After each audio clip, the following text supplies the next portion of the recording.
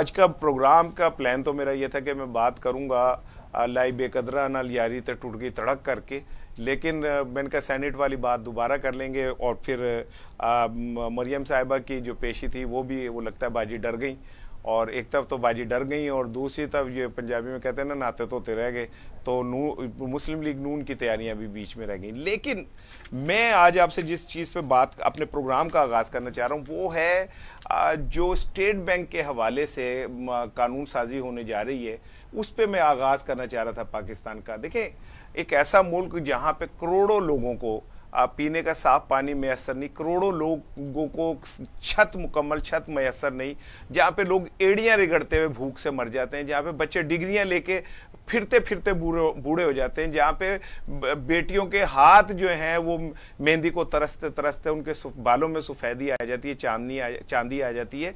उस मुल्क में जहाँ पे ज़िंदगी एक मुश्किल तरीन काम है, जहाँ पे तालीम याफ्ता तबका जो है वो अब अपनी ज़िंदगी गुजारने के लिए भागता फिर है कि किसी तरह हम सरवाइव कर जाएं। सफ़ेद पोश तबका जो है उसकी अपनी सफ़ेद पोशी जो है वो ख़तरे में। वो एक ऐसा मुल्क जहाँ पे भूख नंग जो है वो सरे बाजार नाच रही है।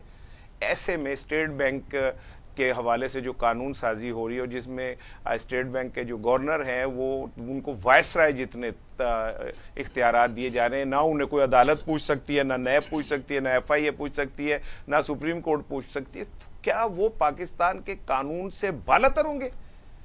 क्या उनकी 1.5 करोड़ रुपए की सैलरी है पर मंथ और इतनी ही उनके नायब की करीब करीब होगी?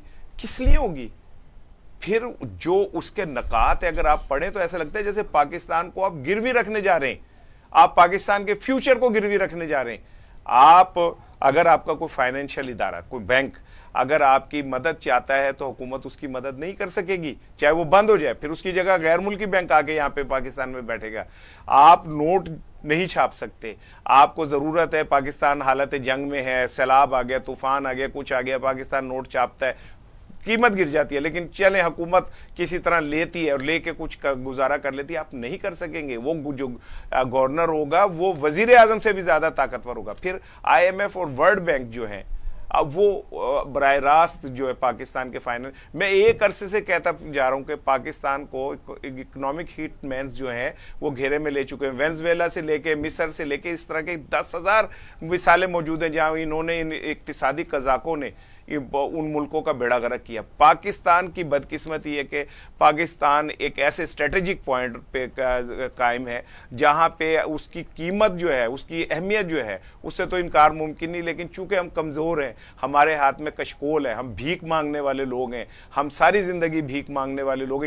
सन 47 से वो मुल्क जिसने चीन को कर्जा दिया, वो मुल्क जिसने जापान को जर्मन को कर्जा दिया, और आज ये वक्त है कि हम जिसे कहते हैं कि हमारा बाल बाल कर्जे के अंदर जिकड़ा है और हम इतने कमज़ोर हो गए कि वो चाहे स्टेट बैंक हो, वो हमारी मिनिस्ट्री ऑफ फाइनेंस हो, चाहे वो adviser to the prime minister हो, IMF जिसको चाहती है, जब चाहती है, जो ओहदा चाहती है वो दे देती है। ये वो मुल्क है जहाँ पे वर्ल्ड बैंक के एक मुलाजिम को कहा जाता है कि सुबह जाके आपने एज प्राइम मिनिस्टर हल्फ उठाना है पाकिस्तान का।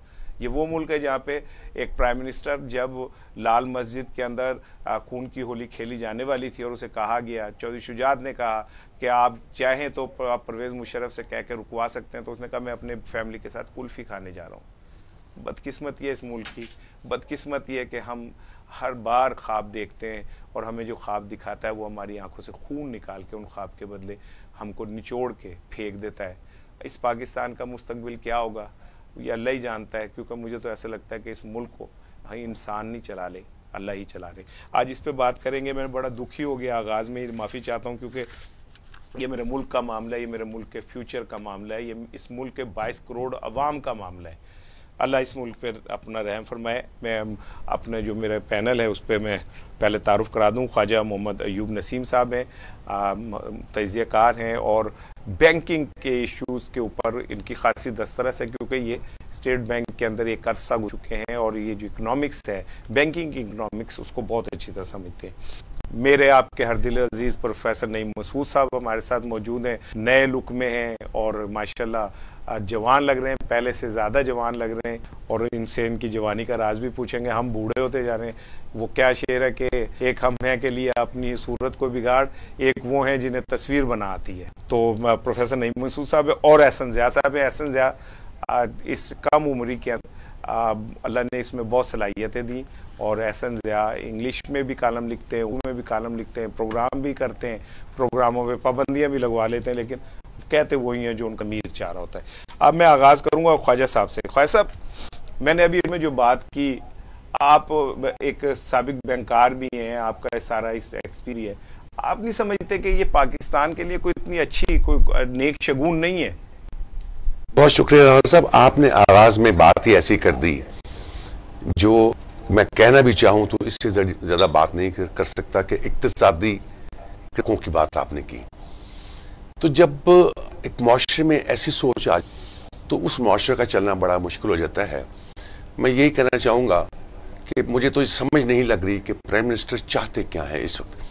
प्राइम मिनिस्टर के लिए 22 का हिंसा बड़ा शायद लकी है और वो शायद 22 के हिंसे को भी उसी को चलाना चाहते हैं। 22 का लकी कैसे? 22 साल जिद्दोजहद, 22वें प्राइम मिनिस्टर और 22वां IMF प्रोग्राम। अच्छा, वाह। तो मुराद ये है कि अगर देखा जाए, मैं समझने से कासर हूं, शायद प्राइम मिनिस्टर साहब कोविड में जाने के बाद कुछ ज़हनी तवाज़ुन उनका थोड़ा सा शायद मामला ऐसा हो गया है। नहीं, लेकिन देखिए कोविड के अंदर ही उन्होंने मीटिंग्स भी की, थोड़ा सा ज़हनी तौर पे तनाव आ जाता है, एप्रिशिएबल, कुछ फैसले भी हो जाते हैं, वो ठीक है, लेकिन एक एप्रिशिएबल है कि एक प्राइम मिनिस्टर अपनी बीमारी के दौरान भी अपनी ड्यूटी अंजाम दे रहे हैं। यहाँ तो लोग, ये तो अच्छी बात है, लेकिन फैसले भी तो अच्छे होने चाहिए ना। गुजारिश ये है, ये जो IMF का प्रोग्राम आया है और जो प्रेसिडेंट ऑर्डिनेंस के तहत जो चेंजिंग लाना चाह रहे हैं, ये मैं आज आपको दावे के साथ कहता हूं, आपको बहुत जल्द चंद दिनों में प्रेसिडेंट के मंशूर के, प्राइम मिनिस्टर ऑफ पाकिस्तान के मंशूर के खिलाफ चीजें मिलेंगी। प्राइम मिनिस्टर का विजन है जो अभी टीवी पे हम सुनते हैं, प्रेस कॉन्फ्रेंस में सुनते हैं, उनके डिफरेंट बयानात में सुनते हैं। उनकी सोच ये है कि जब जिस मुल्क की करेंसी डीवैल्यू होती है तो वहां महंगाई आ जाती है, वहां सारा निज़ाम कुदरत जो है और इक्तिसादी और मुआशी सारा सिस्टम खराब हो जाता है, डिस्टर्ब हो जाती है। तो मुराद ये है कि मैं आज आपको दावे से कह रहा हूं, इस ऑर्डिनेंस के बाद आपकी करेंसी 10 से 15% डीवैल्यू होगी। देखिए, यही IMF का प्रोग्राम तुर्की में गया था तो वहां भी यही हालात हुए थे। मुराद ये है कि गवर्नर स्टेट बैंक साहब जो छुट्टियों पे आए हैं पाकिस्तान में, उनका छुट्टियों पे आए हैं, जब बंदा छुट्टियों में जाता है ना हॉलीडेज पे, तो अपने मुल्क में जाके या किसी जगह भी जाए तो वहां इंजॉय के मूड में होता है। तो मुझे लग ये रहा है कि गवर्नर स्टेट बैंक साहब जो है कुछ इंजॉय के मूड में है। ये जो ऑर्डिनेंस या जो सोच, देखिए ये जो बैंक एम्प्लॉय है, डायरेक्टर है, डिप्टी गवर्नर है, या कोई भी ओहदा आप डिस्कस कर लें, उनको इस्तिस्ना देना तो मेरी तो समझ से बाहर है कि ये क्यों किया गया है। यहाँ इसमें जो सबसे बड़ी बात नाज़रीन के लिए है, शायद लोगों को नहीं पता कि इसमें माजी में जितनी गलत चीजें इम्प्लीमेंटेशन माजी की गवर्नमेंटों ने की है। ठीक है, मेरा ख्याल है साहब, मैं जरा प्रोफेसर साहब को भी बीच में शामिल कर लूं, फिर मैं एहसन की तरफ जाऊंगा। प्रोफेसर साहब, एक लिहाज से देखा जाए तो ये इसमें एक पॉजिटिव चीज तो है कि ये जो हुकूमतें हैं ये बदोबदी जबरदस्ती स्टेट बैंक से पैसे लेती हैं कर्ज, और फिर स्टेट बैंक को नोट छापने पड़ते हैं, कागज छापने पड़ते हैं, और रुपया जो है वो डिवैल्यू होते हुए नीचे तक आ जाता है। अब जब हुकूमत स्टेट बैंक के गवर्नर को अपने अंडर नहीं कर सकेगी और वो कह देगा जी मैं नहीं देता, तो फिर हुकूमत को अपने ज़राए भी इस्तेमाल करने पड़ेंगे और प्राइवेट जो क्या कहते हैं फाइनेंशियल इदारे, उनसे भी रुजू करना पड़ेगा। एक मस्बत रुझान तो खैर बहरहाल देखने में आएगा। इसार राणा साहब, बहुत शुक्रिया। मैं ख्वाजा साहब की बातें सुन रहा था और आपकी मरसिया गोई और नोहागरी भी आपने ओपनिंग उससे की, तो यकीनन ये कोई अच्छा नहीं हुआ स्टेट बैंक के हवाले से। गो मुझे सवाल करने से पहले आपने शायद हुकूमत को इसलिए अप्रिशिएट किया है कि मेरा मौक़िफ़ सख्त होगा। नहीं राणा, बात ये है, मुझे तरस आता है आपके वज़ीर आज़म पे, क्योंकि मेरे वज़ीर आज़म है, मेरे हीरो है, मेरे लीडर है। उनको सबसे ज्यादा जिस शख्स ने धोखा दिया वो असद उमर है। अच्छा, अपोजिशन में असद उमर पेट्रोल भी सस्ता कर देते थे, तनख्वाहें भी बढ़ा देते थे, पता नहीं क्या क्या ख्वाब दिखाते थे। ख्वाब देखते रहना चाहिए, ज़िंदगी अच्छी गुजरती है, उम्मीदें प्याम बन के आंखों में रहनी चाहिए, लेकिन झूठ नहीं। अच्छा, अब असद उमर साहब को बदला जाता है, वो दूसरे इम्पोर्टेड आपको पता है आ जाते हैं मुआवने खसूसी खजान के डॉक्टर हफीज शेख साहब। अच्छा, हफीज शेख एक अपनी असाइनमेंट करते हैं। बात ख्वाजा साहब ने ना इन्वर्टेड कॉमर्स में ये की है कि असाइनमेंट्स की, कि लोग असाइनमेंट पे आते हैं, छुट्टियों की असाइनमेंट इंजॉय करने के लिए वगैरह वगैरह। अब आते हैं आपकी बात की तरफ। हाँ, ये मुस्बत है। अगर ये मुस्बत तब है अगर हमारी तारीख में जो शख्सी आमरीत है वो मुस्बत रही हो, कि आप जज को बाइख्तियार कर दें और सबको बेख्तियार कर दें, जज इंसाफ नहीं करेगा, आमिर हो जाएगा। आप वजीर आजम को कैबिनेट से हटा के बाख्तियार कर दें तो वो वजीर आजम नहीं रहेगा। आप सदर को इस तरह कर दें, कोई इम्यूनिटी दे दें, कोई इस तरह राणा साहब नहीं होता। वो भी शहरी हैं, यहीं से प्रमोट होके हमारे ऊपर जाते हैं। दोस्त, कल को आप भी कुछ हो सकते हैं, आसन ज़िया भी हो सकते हैं, लेकिन ऐसा नहीं है कि हो सकते हैं। मैं बात मुकम्मल कर, मैं आपकी अगर तो आपको उन पे एतबार है, आप ये ना कहें हुकूमत, आपने कहा कि हुकूमत भी तो ये करती है। हुकूमत का मतलब वजीर आजम नहीं होता, कैबिनेट होता है, या आगे चले तो पार्लियामेंट होता है। हुकूमत और कैबिनेट एक ही चीज है। कैबिनेट और पार्लियामेंट अगर कोई फैसला करते हैं, ये ऑर्डिनेंसों से काम नहीं चलने चाहिए। कल को कानून साजी कर लेती है तो फिर उन्हें जिम्मेदारी लेनी पड़ेगी। फिर मैं आपकी बात मानता हूं, लेकिन याद रखिएगा, अगर आपने जजों और जर्नैलों के साथ कोई पाबंदी वाली तो नहीं बात होगी ना आपके प्रोग्राम में। आप पढ़े जाओगे तो नाल मैं भी पढ़े जाऊंगा, केड़ी एडी गल नहीं। चलो किधरे इकट्ठे ही रखेंगे, वैसे अगे मौसम गर्म है, रजी नूं भी नाल ले लांगे। मसला ये है, रजी को आदत भी है। मसला ये है राणा साहब कि ये गलत हो रहा है। फैसले कैबिनेट को करने चाहिए जिन्हें अवाम ऊपर लाती है। नहीं, लेकिन एक मिनट पर। अच्छा, रही बात आपकी पॉजिटिव वाली, चले मैं पॉजिटिव मान भी लूं, तो आप क्या समझते हैं कि बतदरीज with the passage of time हर बंदा इतना ही फहमो फरासत वाला गवर्नर स्टेट बैंक आएगा जितना आप इससे एक्सपेक्ट करते हैं? देखिए, वो तो हुकूमत ने रखना है ना, बंदे वो तो आपकी हुकूमत ने रखना है, वो कोई ऐसे थोड़ी है। एहसन ज़िया को मैं शामिल करता हूँ। एहसन, देखो ये जितनी आखिरी जुमला, जी हुकूमतें बनाती हैं जर्नैल, और जर्नैल ही फिर सदर बन जाते हैं। ठीक है, अब तो प्रोसेस है ना, क्या करेंगे? ख्वाजा साहब ठीक है। एहसन, देखिए ये जो कानून साजी होने जा रही है थ्रू पार्लियामेंट होगी ना, तो मेरा ख्याल है कि अगर ये कौम के मुफाद में नहीं है तो पीटीआई पे चलन दबाव हो सकता है, बाकी सियासी जमातों पे तो दबाव नहीं होगा ना। उनको तो स्टैंड लेना चाहिए कि नहीं? अच्छा, इसमें सब बात यह है कि ये जो मेरे लिए कोई चंबे की बात नहीं, मैं आपको बताता हूँ, मैं 2-2.5 साल से इसके ऊपर काफ़ी लिख भी चुका हूँ, प्रोग्राम भी कर चुका हूँ। बुनियादी तौर पर ये पाकिस्तान के खिलाफ एक बहुत बड़ी और गहरी साजिश है। ये सिर्फ गहरी साजिश जो है आपके सिस्टम के खिलाफ नहीं है, बल्कि आपकी एटॉमिक पावर के खिलाफ भी एक बहुत बड़ी साजिश है। जहां तक IMF का ताल्लुक है, आपके स्टेट बैंक का एटॉमिक हमारे जो एसेट्स हैं उनके खिलाफ कैसे मैं आपको बता देता हूं, उसी तरफ आ रहा हूं। आपका स्टेट बैंक ऑलरेडी आप समझिए तो 50-60% उन्हीं खतूत पे चलता है जिसपे IMF उसको करता है। यूं समझ लें कि आपका स्टेट ऑलरेडी 50-60% IMF के जो तरीक़ाकार होते हैं, जो होते हैं, उसी के तहत चल रहा है। जब ये शख्स आए थे मिस्र से छुट्टी पे नहीं आए हुए कि एजेंडे पे आए, आपकी इकोनॉमी बर्बाद करने के लिए आए हुए हैं। कोलंबिया सवेद गालबन में कुछ और ममालिक है जिसकी मिसाल देता हूं कि वेनेजुएला, देखिए मैं पहले छोटी सी आपकी मिसाल देता हूं। सबसे बड़ी आज़ादी जो होती है ना, वो पैसे की आज़ादी होती है, इकोनॉमी की आज़ादी होती है। जो शख्स को इकोनॉमिक आज़ादी हासिल नहीं है उसकी कोई आज़ादी नहीं होती इस दुनिया के अंदर। और सबसे पहले ये हमें हिट करने जा रहे हैं उस जगह के ऊपर। IMF जो है, आपको मैं थोड़ा सा बता देता हूं, अगर आप इनकी हिस्ट्री में चले जाए तो ये खुश होते हैं किसी मुल्क को कर्जा दे के, ये खुद पकड़ते हैं क्योंकि उसके बाद इस तरह उसको मल्टीप्लाई करते हैं सूद मुरक्कब के अंदर के वो बेचारा सब कुछ मजबूर हो जाता, हद तक पहुंच जाता है कि अपने एसेट्स बेच जाता है। कोई भी मुल्क में थोड़ा सा आपको सादा सी देता हूं, आप एक घर के सरबराह हैं और कोई शख्स आके आपको ये कहे कि जी आज से आप हट जाए, पैसे के देने हैं, कितने किससे लेने हैं, किसी को क्या करना है, ये आज के बाद मैं फैसला करूंगा, मुझे कोई पूछने वाला नहीं होगा। क्या आपका घर बचेगा? जाहिर है जो पैसे दे रहा है उसी का होगा। अच्छा, अब ये एटॉमिक एसेट्स के साथ ये बड़ी नहीं, लेकिन आप बड़ी एक सेंसिटिव बात कह रहे हो। मैं उसी तरफ आ रहा हूँ। हो क्या रहा है, हो ये रहा है कि ये ममालिक जब कर्जा IMF कर्जा देता है, बहुत सारे ममालिक के साथ ये हो चुका है इस दुनिया के हमारे सामने आपकी रिसेंट हिस्ट्री के अंदर हुआ है कि उन ममालिक को फिर उनके क्या करते हैं, आगे चल के अगला जो स्टेप होता है उनके इदारे रखना शुरू कर देते हैं।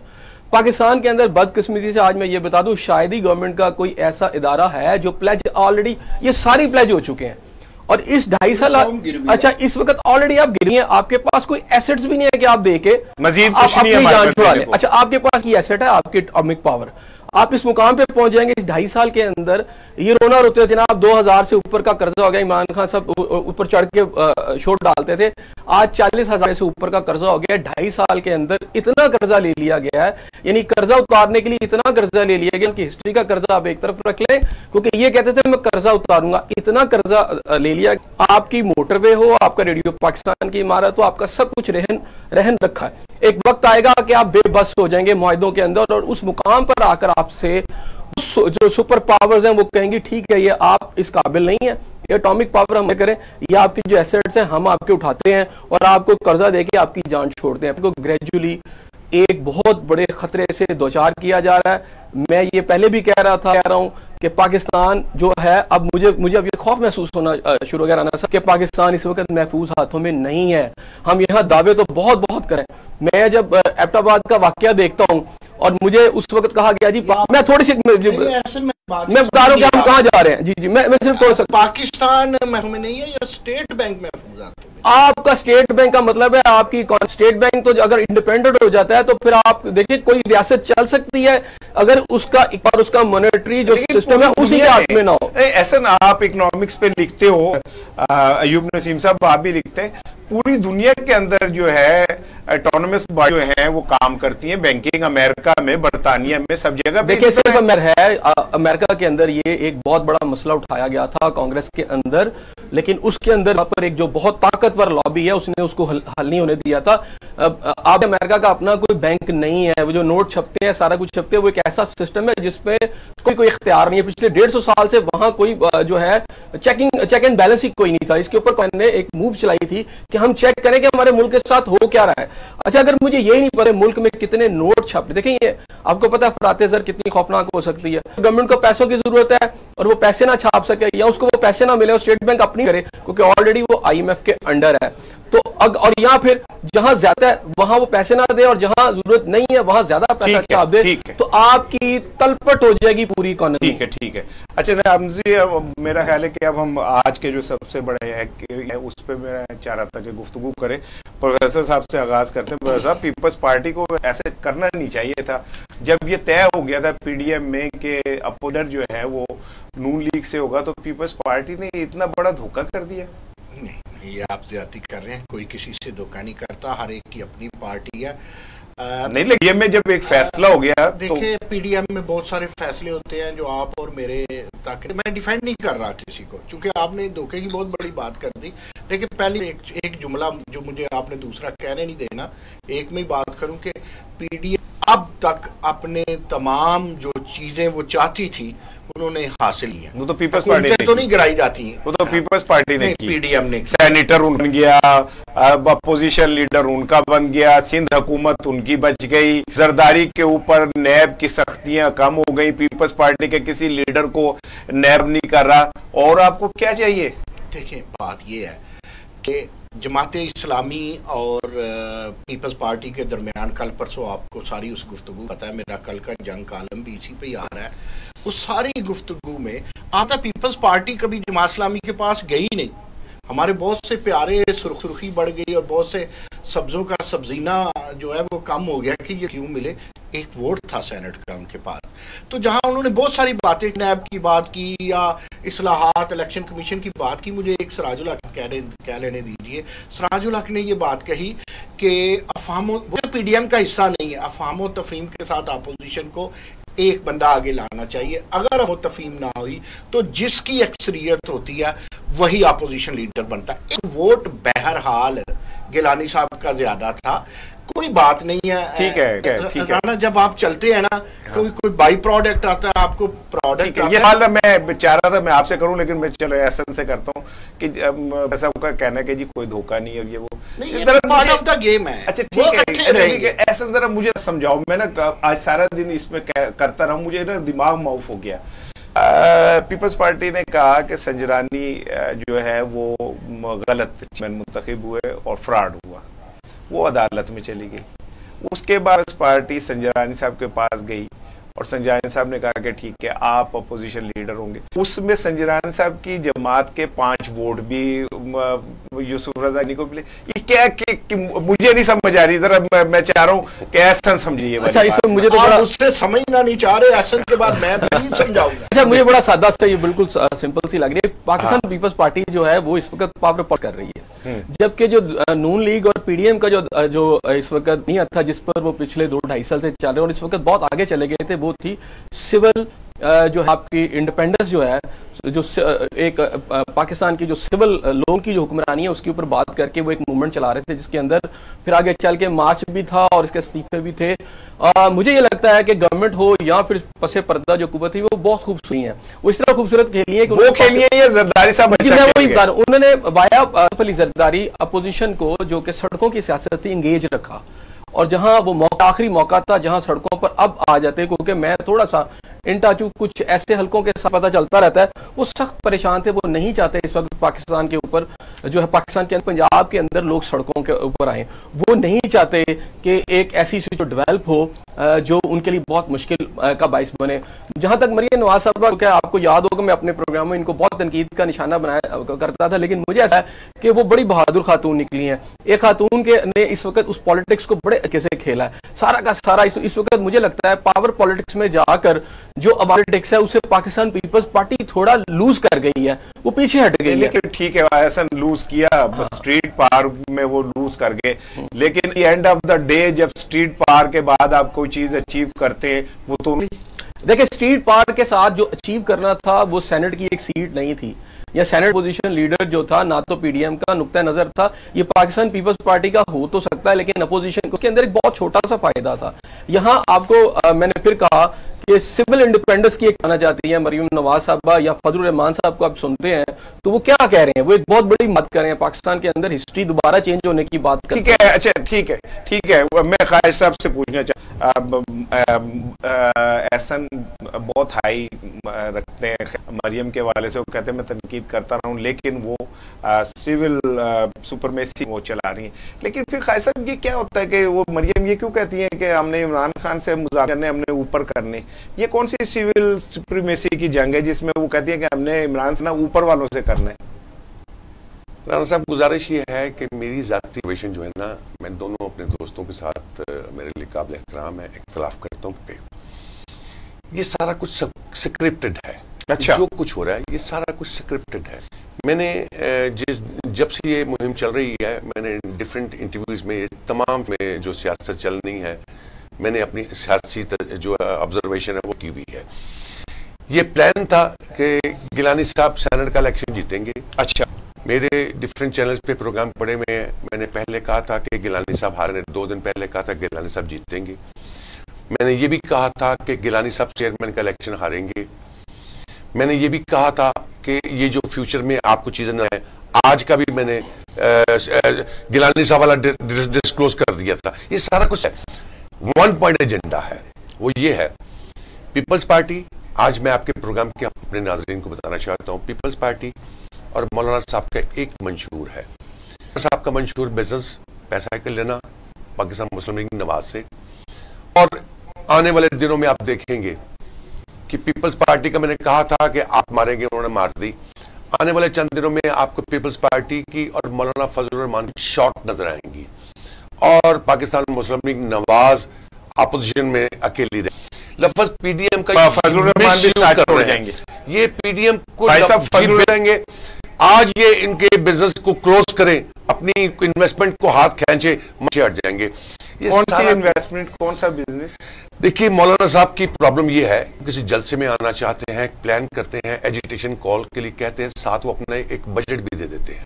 देखिए अगर कोई बंदा मेहनत बात ये है लानी 100 रुपए की लगाना 100 रुपया लेना लाख रुपया भाई ठीक है तो फिर एडमिट करें ना कि ये बिजनेस है उनका बाहर चाहिए। छोटी सी अर्ज, हाँ जी, देखें जब मियाँ बीबी राजी तो क्या करेगा और अगर मौलाना फजल रहमान की आपस में बनती है कोई इन्वेस्ट कर कोई बुरी बात नहीं है और पैसे हैं मतलब मेरी अर्ज सुने, मैं क्या कायल हूँ जहाँ पार्लियामेंट हो, जहाँ पार्लियामानी निज़ाम हो कि अपोजिशन मजबूत रहनी चाहिए जितनी की हुकूमत होती है।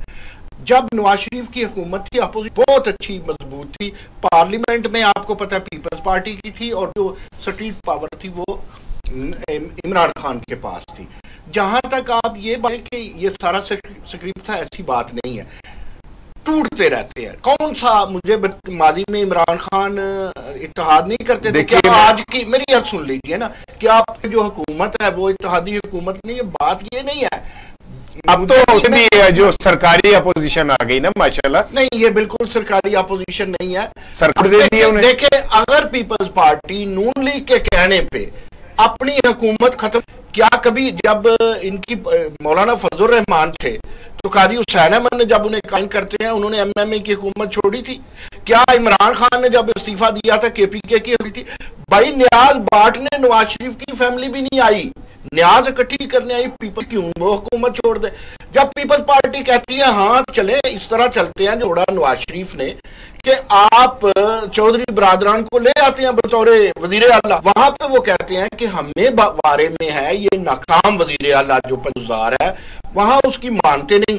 अब पीपल्स पार्टी अगर आप कह दें इतनी पार्टी के ठीक है कभी क्वालिटी वाइज आज भी वो बड़ी है, मंजरनामे और ये पेश मंजर बदलते रहते हैं, वोटर्स बदलते रहते हैं, कभी बड़ी पार्टियां एक दूसरे को फॉलो नहीं करती, फॉलो करवाना होता है। ब्रेक ले और ये सारी पार्टियां देखें इख्तिदार के लिए करती हैं, लेकिन इख्तिदार वो होना चाहिए दिया। ठीक है, एक ब्रेक लेते नाज़रीन और बात करेंगे इसके बाद कि ऐब जो है वो मरियम से क्यों डर गई और उसने क्यों जो है उनकी पेशी को ख़त्म कर दिया, और क्या पाकिस्तान के इदारे इतने कमज़ोर हैं कि अगर कोई बंदा 5-10 हज़ार अफराद इकट्ठे कर ले तो वो डर के पेशी को भी मुलतवी कर दे, और क्यों की ये पेशी। फिर इसके बाद एक प्रोग्राम के आखिर में हम कोशिश करेंगे कि जो पाकिस्तान और भारत के दरमियान मुज़ाकरात का नया सिलसिला शुरू हुआ, आज भी पाकिस्तान और भारत के दरमियान ब्रिगेडियर्स की सतह पर मेरे ख्याल में रब्ता हुआ है और गुफ्तगू हुई है, इसके पीछे क्या महरिकात हैं और इसका असल मकसद क्या है। अस्सलाम वालेकुम सबा भाई, ये नैब क्यों पीछे हट गई और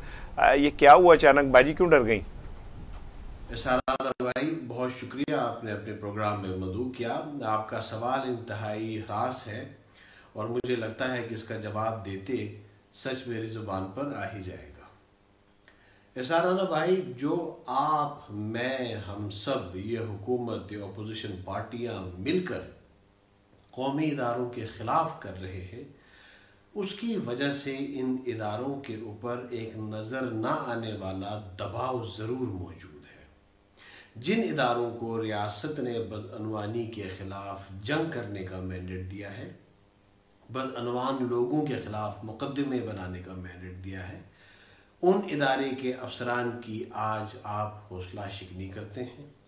जिस इमारत में वो हैं उन पे आप पथराव करते हैं, उनके स्कैंडल्स बनाए जाते हैं, तो ये दबाव तो बदस्तूर मौजूद है। जहां आप इन इदारों के हाथ पैर बांधने की बात करते हैं, नए ऑर्डिनेंस और कवानीन, एग्जिस्टिंग कवानीन में तरमीम की बात करते हैं, एक ख़ास मखसूस तबके को IMF के बहाने से इंडेमनीफाई करने की बात करते हैं, तो मुझे आप बताइए ये इदारे काम कैसे करेंगे? क्या इन इदारों के ऊपर, इन इदारों में काम करने वाले के ऊपर क्या एक कुदरती दबाव मौजूद नहीं होगा? तो कहने का मकसद ये है कि जिस पेशी की तरफ आप इशारा कर रहे हैं, बज़ाहिर तो उसको पोस्टपोन करने की वजह ये पैंडेमिक है, लेकिन मैं यकीन से कह सकता हूं कि वो दबाव की वजह से है जो हम सब ने मिलकर इन कौमी इदारों के ऊपर क्रिएट किया हुआ है। इसमें काम करने वालों के ऊपर हमने ये दबाव बनाया हुआ है।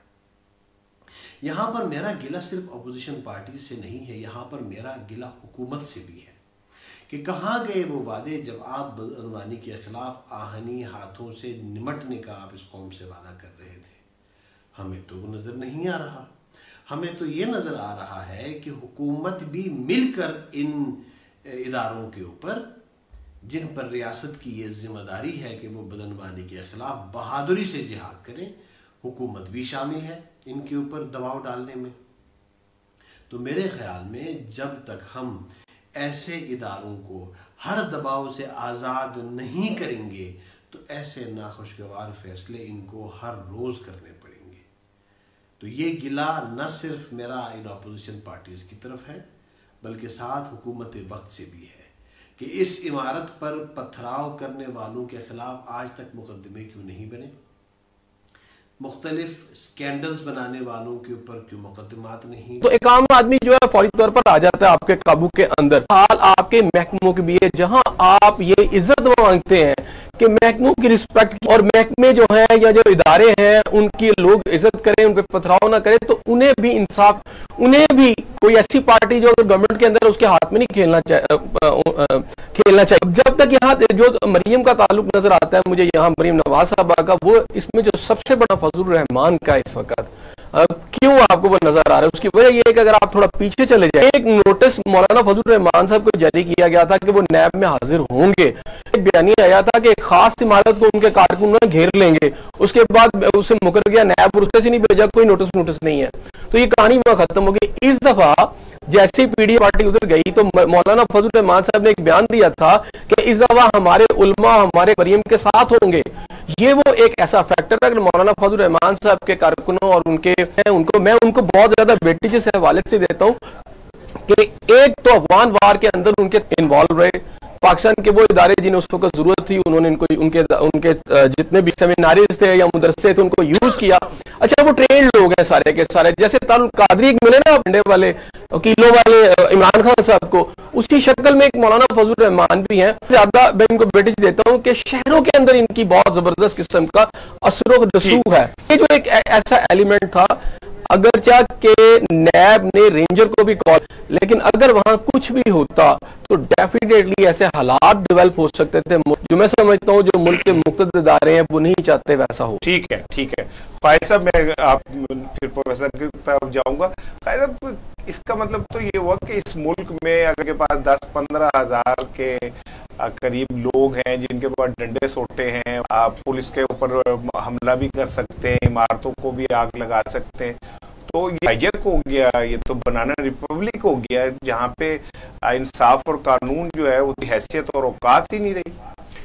मैं इशारा ना आपकी बात को 100% मैं ये अर्ज करूंगा, अगर ये मामला सुप्रीम कोर्ट का हो, हाई कोर्ट का हो, इवन हो, तो मरियम ये जबान कभी इस्तेमाल ना करे, मौलाना फजलुर रहमान कभी इस्तेमाल ना करे। हुआ ये है कि अपने ही दाम में से याद आ गया, थोड़ी सी इस बात को भी समझने की जरूरत है। मैं तो आज तक ये नहीं समझा नैब तफ्तीशी अदारा है, पकड़ने के बाद इन्वेस्टिगेशन करनी है या पकड़ने से करनी है या पैसे इकट्ठे करने हैं, हुकूमती आलाकार बनना है, या जब आपके अंदर कोई कमजोरियां होंगी तो फिर आपका लिस्ट है ना, अगर हम साफ हैं तो यहाँ बैठ के सारी बात करेंगे। मेरे और आपके पीछे बंदा नहीं है, 5 बंदे भी नहीं होंगे, मेरे तो बच्चे मुख्तलिफ सियासी पार्टियों के, बेगम मेरी है, तो मुझे अगर मौका मिल रहा है मैं बात तो कर रहा हूँ। बात यह है कि नैब दागदार, नैब की वजह से आपकी इकोनॉमिक तक खराब हुई है मुल्क की। नैब जो काम कनाडा में भी इस तरह की अदालतें हैं, चाइना में भी हैं, जापान में भी हैं, वो पहले इन्वेस्टिगेशन जब दूध का दूध और पानी का पानी करती है तो किसी को इन्वेस्टिगेशन ही तो कर रही थी। अब यही बात 250 काम क्या है, यही तो कर रही है। छोटी सी बात दूंगा, जब 200-250 पेशियां चुकी हो एक जमात की लीडरशिप, जबकि मुशर्रफ साहब बाहर बैठे हो, इमरान खान साहब की अरबों रुपए के एलिगेशन हो, वो वहां पर ना जाए, अगर बात बहुत सारे लोग तो फिर जी बिल्कुल आप अहसन बात करते हैं, अहसन जिया, फिर आप कर लीजिएगा।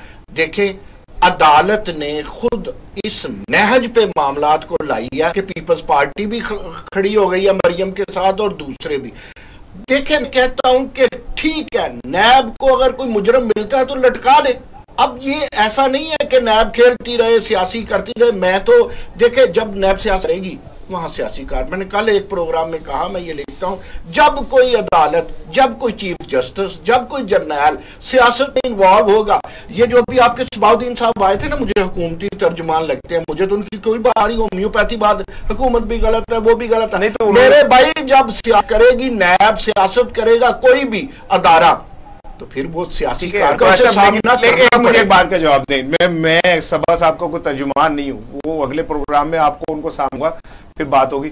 लेकिन मुझे ये बताएं कि जो हुकूमत अपने इदारों का तहफ़्फ़ुज़ ना कर सके, अपोजिशन अपने खिलाफ होने वाले तफ्तीशों के ऊपर लोगों को लाके वहां पे करे और इमारतों को आग लगाए, तो क्या आप समझते हैं ये इंतहाई गलत है? जब इस हुकूमत ने, इमरान खान ने पार्लियामेंट पे, टीवी पे ये सारा कुछ किया था, तो आपने उन्हें सजा होती। देखे, मेरी बात सुने, भुट्टो को जब फांसी लगी थी, भुट्टो के फॉलोअर सब थे, कुछ भी नहीं हुआ था यार, लोग खुद ही मरे थे मोहब्बत में जिन्होंने आग लगाई। ठीक है, तो ये सियासत में अदारों को भी नहीं आना चाहिए, और अदारे हमारी जान है, हमारा रोमांस है, ठीक है, सियासी नहीं है।